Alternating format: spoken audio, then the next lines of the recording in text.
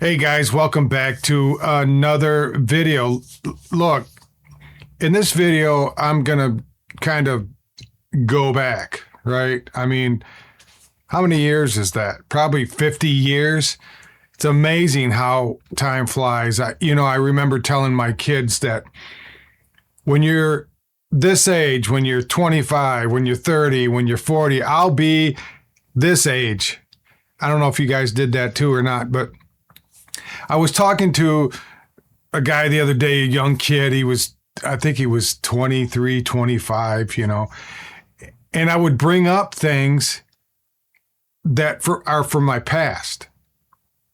And he just looked at me starry eyed and with a glaze over his eyes, trying to figure out what the heck I was talking about. But I remember these things so clearly. I remember getting milk. We used to have this box. Maybe you guys did too. We had this box outside the door and it had this, metal hinge door, right? It's about yay big. You open it up. It was connected. It was outside, right?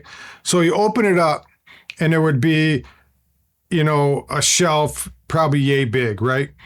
And that's where the milkman would put the milk. He would shut the door and inside you'd open it up and you'd get your milk. And it wasn't like I'm sure he had the old carrying case, with the metal, each one of them in there, right? And they weren't that wasn't left at the door. It was put in this box.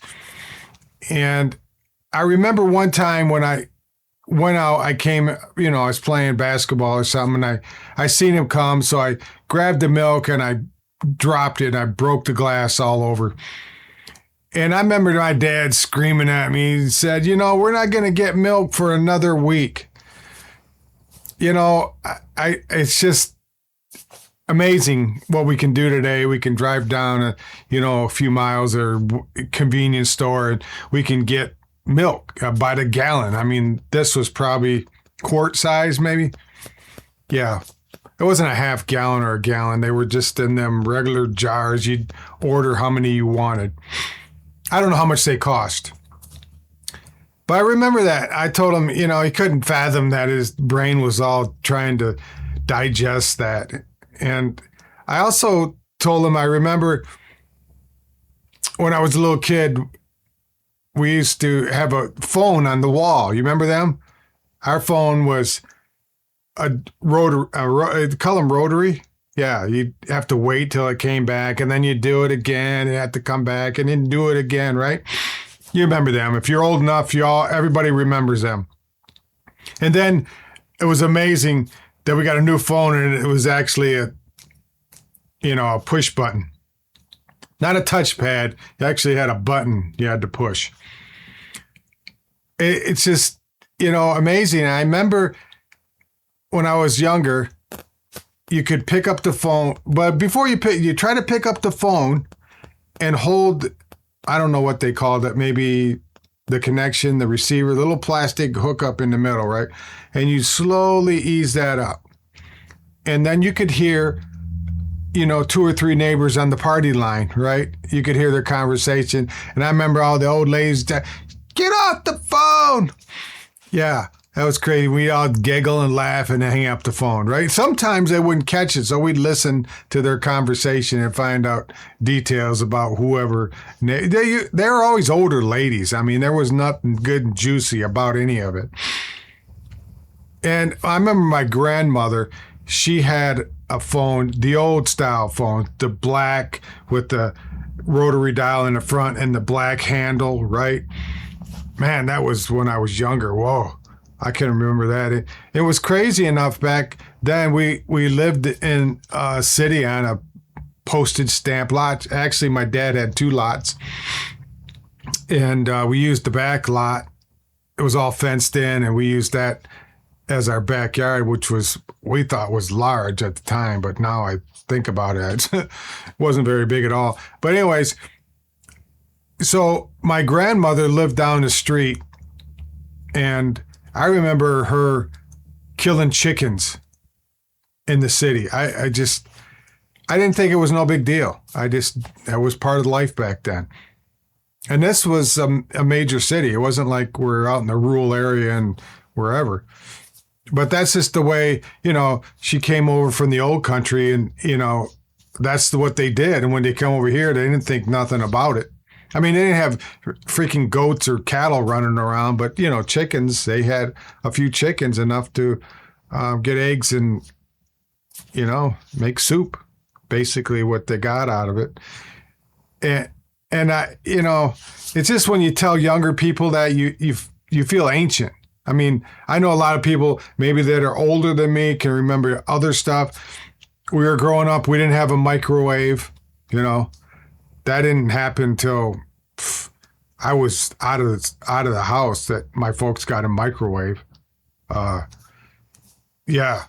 So, and then the days of 3 channels, that's all you had. And if you didn't want to watch, Mutual of Omaha's Wild Kingdom on Sunday after the football game, you had no choice. I mean, it was either watch that or go study for school or do it, especially in the wintertime. It was later, it was dark.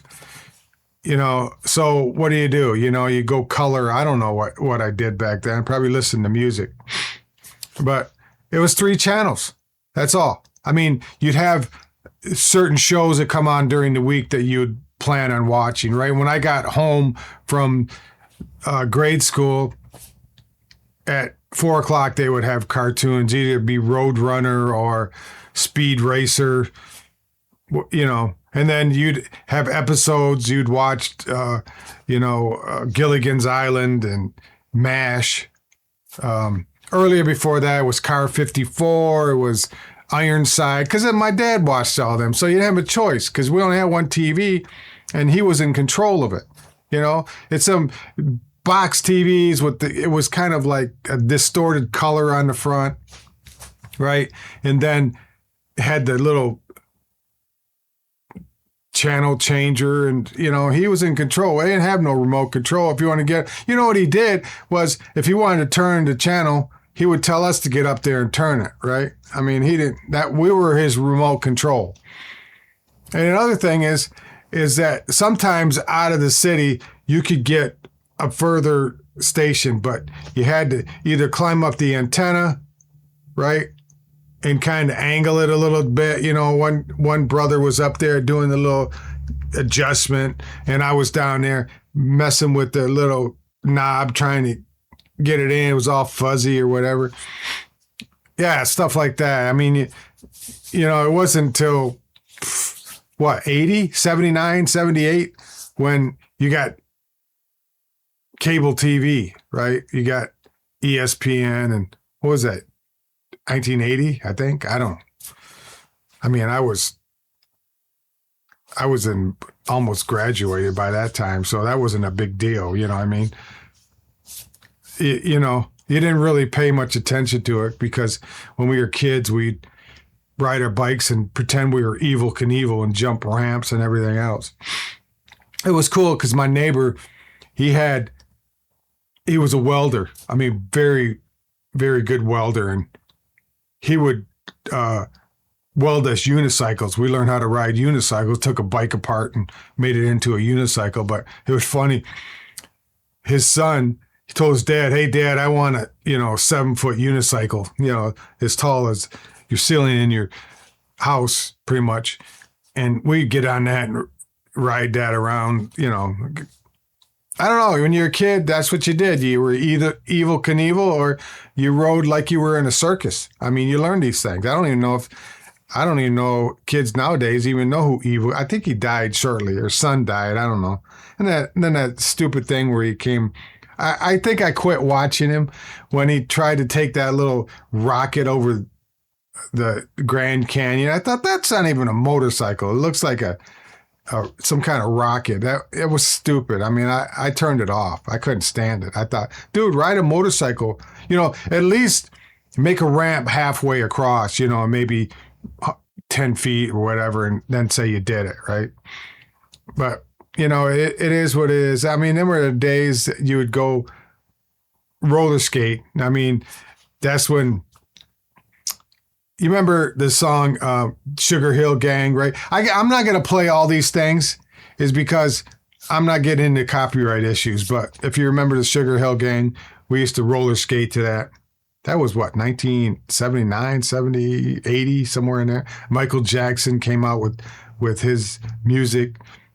But, before then, that was 80s, the early 80s, late 70s or whatever. But, before then, we would go to, probably in the 60s, go to the farmer's market, right? You'd have to go to the farmer's market, and my mother would buy bushels of tomatoes, just fill up the old Chevy station wagon with no car seats in the back, and we'd be flipping over top of them or whatever. Nobody pulled us over and gave us a ticket for that. Even when we were riding our bikes, we didn't have helmets. I mean, I'm sure people had, head trauma or whatever. But there were the days where we'd stand wait at a stop sign, and a car come up, and in the winter we'd grab their bumper. That was an old metal bumper, so it was easy to get underneath there with your hands and slide down the roads. And every once in a while, you got some guy that would do, he would give us, quite the ride. But you get one of them old men or something, they would get out of the car, get out of my bumper or whatever, But you just let go and wait for the next car to come along. But I don't know if I don't even know if you can do it with the bumpers they got nowadays. Probably nobody ever has any idea what that's all about. And, all these things. I remember there used to be a soda pop. It's a soda pop shop. That's what they call it. And you go in there and they manufacture soda pop. So they would come down in these, I don't know, they was crates. I don't know how many were in there, probably about 24. So you could go in there and you could pick any flavor you want, whether it was root beer, red pop, lemon. I mean, just fill them all in there. We do that once a month for a treat. I don't know. I don't know if it had all the garbage in it or not, but it was sure good. I mean, all these things you remember, and it's like this modern era stole all that from us. It stole every bit of it. I mean, the town I grew up in, they made everything. They made the bed sheets. They made the furniture. I mean, you had to drive or go to IKEA or wherever and buy it from China. I mean, they built it right in town. I mean, you go to the factory and buy furniture right as they're making it. Yeah, I like that. I want that. I want that. Whatever. I think the lie is nowadays is that back then only one person in the home had to work, and they supplied everything. And they said, well, the houses were smaller and whatever. No, that's not the case. What happened was when the man would work, right? And the woman would stay home and do all the functions at home. And they worked as hard as the man did, don't get me wrong. But then this new age came along where, hey, women got to get outside the home and have their own careers. That wasn't raising that. They made more money back 50 years ago and beyond.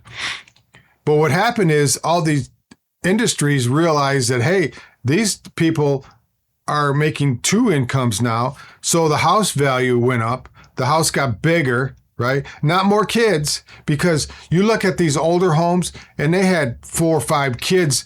They slept on bunk beds in one bedroom, right? They had 2-bedroom house, and there would be 6 kids in one bedroom. I know my wife's family, they had 2 bedrooms, and all the girls slept in one bedroom. There was 5 of them. They slept in one bedroom. Okay. And it wasn't like it was a massive, house-sized bedroom. It was just a regular, at that time, maybe 10 by 15 bedroom. Back then, people didn't think twice about that. That's the way everybody lived. I shared a bedroom with my brother. But we, at the time, there's my 2 sisters and that lived home, and then myself and my little brother, and we slept in this. We had a bunk bed.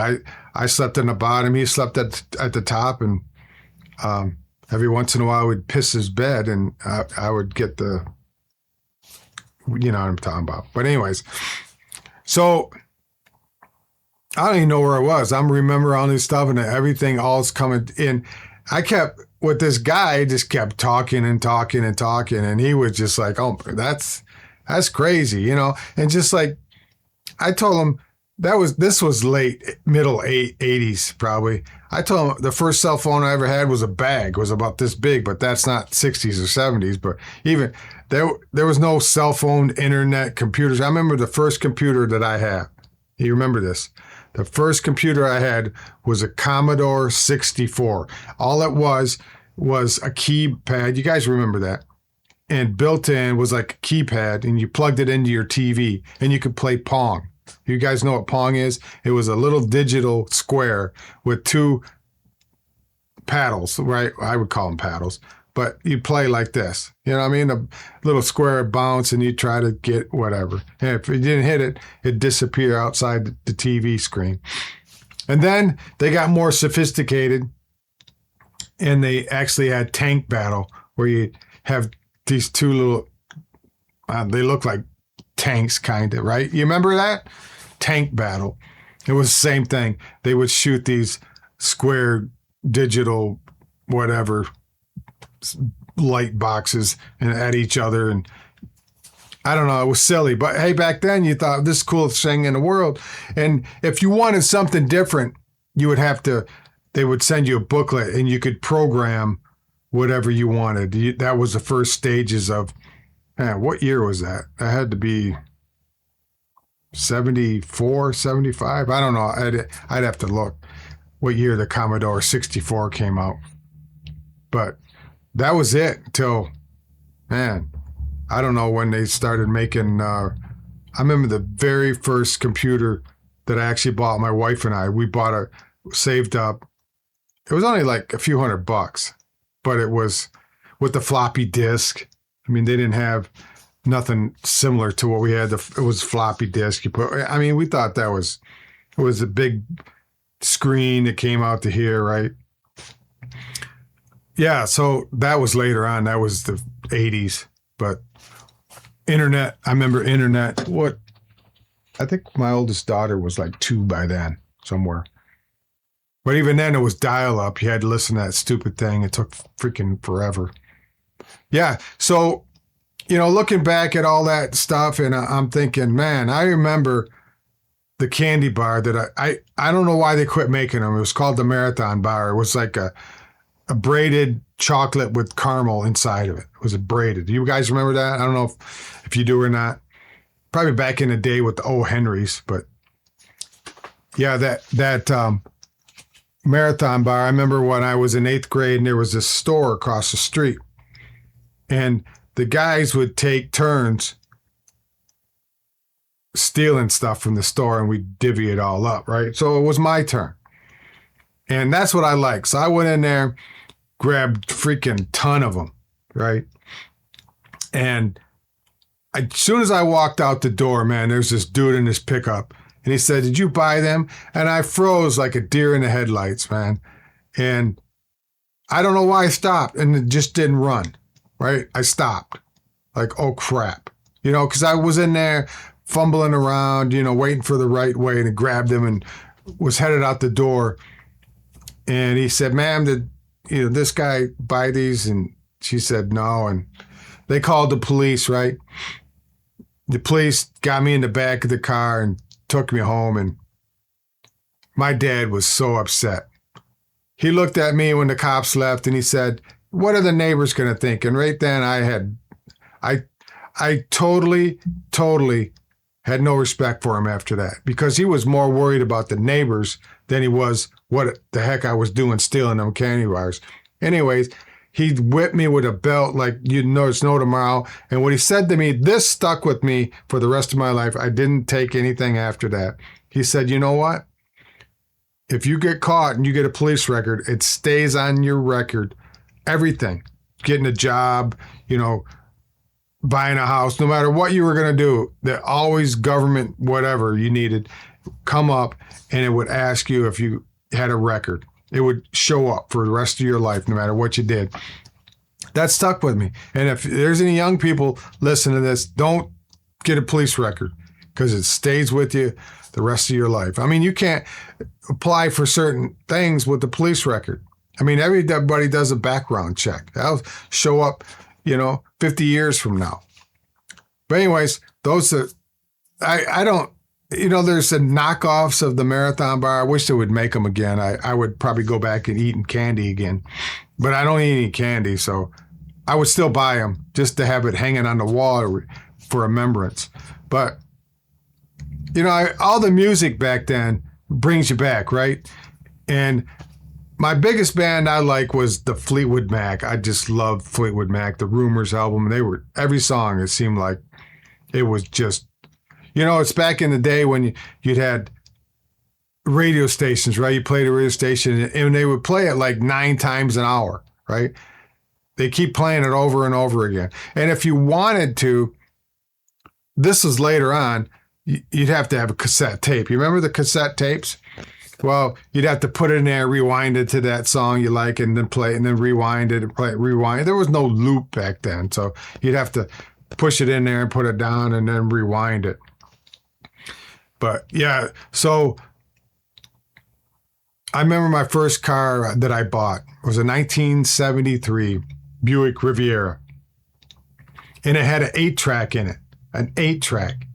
And I'd have a bunch of 8-track. I mean, they were stacked up on the passenger seat, and people get in, they had to throw them all over the car, and you had to sit there and fumble which one you wanted, and you push it in there, right? You remember them 8-tracks? Everybody remembers 8-tracks. And then we got lucky later on. You got a cassette tape, which was smaller, but same idea, just smaller. But I remember listening to on an album, Boston. I'd have Boston, Kansas. Who else was there? Come on, Journey. Was it Journey? Boston, Kansas, Journey, Styx. Right, I had their albums, and then I had the album Cheech and Chong, Up in Smoke. Man, that was amazing. I mean, I don't know how many times. I think I wore that out. You remember the old turntable? I mean, you guys still got turntables, but you'd hear that, at the end, right? You'd be falling asleep and you hear that. Sometime later on, they got the automatic arm that would come up when it was done. But, back then, if it broke, whatever, I don't know. I always remember that noise at the end. But if you got a scratch and you were pissed, right? Because you jump over the scratch, you'd be playing something. That was a day of Cheech and Chong where, Dave's not here and, don't eat yellow snow. And what's the one with the, referee, the court deal, bailiff whack his pee-pee. Remember that? I don't know if you guys listened to that or not, but I remember when I was in grade school, probably 7th grade, 8th grade, summer. What year was that? 76? 77? I don't know. No, I think it was 76. But we would have these get-togethers, these parties, and we'd play. I remember it was, what was that guy that played for the Beatles? What's his name? Not Ringo Starr, Paul McCartney and Wings. Remember Paul McCartney and Wings? The only song that they ever had was that slow.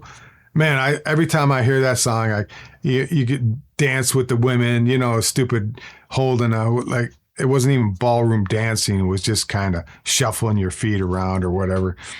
But you'd be in somebody's basement and there'd be, a group of people, maybe 20 people, and you'd be dancing to Paul McCartney and Wings. I can't think. If you guys remember that song, you know what I'm talking about.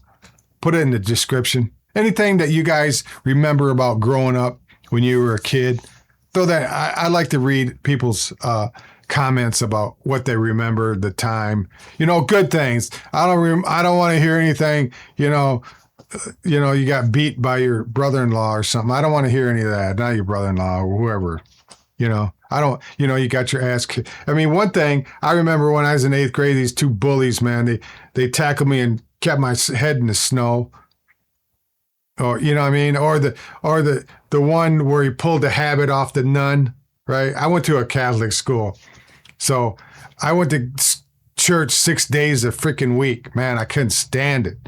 It's like, dude, you couldn't, send me somewhere else. I mean, all the way. I went to private school, Catholic school, and graduated from high school and I tell you what, I, when Sunday came around, I had to go to church, man, I found a way not to go. I remember my dad, we would be kneeling on them things and your knees would hurt because there wasn't enough cushion on the bottom of them kneelers. And you'd slowly put your ass back on the seat. You remember that? I don't know if you guys went to Catholic church. Probably a lot of you did.